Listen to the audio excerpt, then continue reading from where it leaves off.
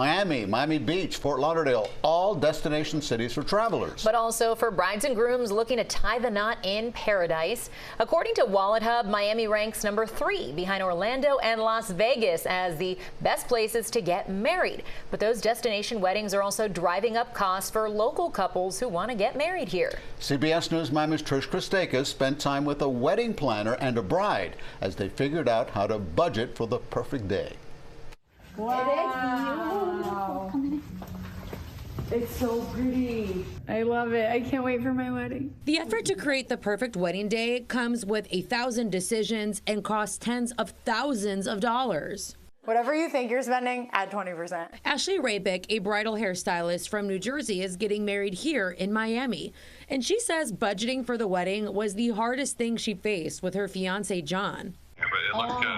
It's so pretty, John. So she turned to Belen Castillo, a top wedding planner in Miami with 15 years experience. We can use a little bit of gold if we want to. And she says there's a reason it's more expensive to get married in South Florida. Miami is one of the most popular cities for destination weddings. Financial services company SoFi reports the average cost of a wedding in the Miami-Fort Lauderdale area is nearly $40,000. Castillo says 15 years ago, she used to do all-inclusive weddings for 100 guests at $20,000. $20,000 is not even enough for a venue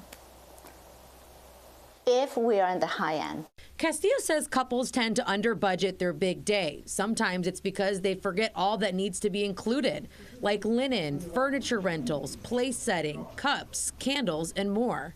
Me being a bride versus me being a hairstylist in the wedding industry, I thought I knew everything. I was like, I've seen it all. I know what entertainment costs. I know what florals cost. I've heard some of my extravagant brides who have these luxurious weddings. I've heard what they're paying. So I kind of expected it, but I'll tell you, once you start doing it and everything starts piling up, it's more than you imagine. I used to work with budgets like around 25K, 50,000 or something like that. Around an average guest count that's 100, 120 and up. Not anymore. Castillo says prices skyrocketed after the pandemic, and they've not stopped rising. We have limited venues here, so we have higher demand, so prices going up.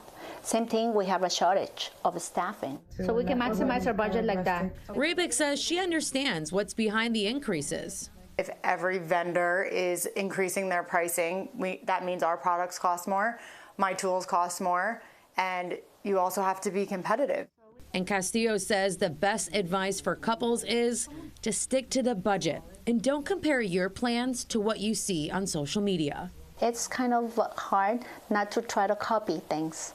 But at the end of the day, it's about them. No matter what your budget is, it's perfect for you as a couple. And I think that you have to not lose sight of what it's really about. In Doral, Trish Christakis, CBS News, Miami.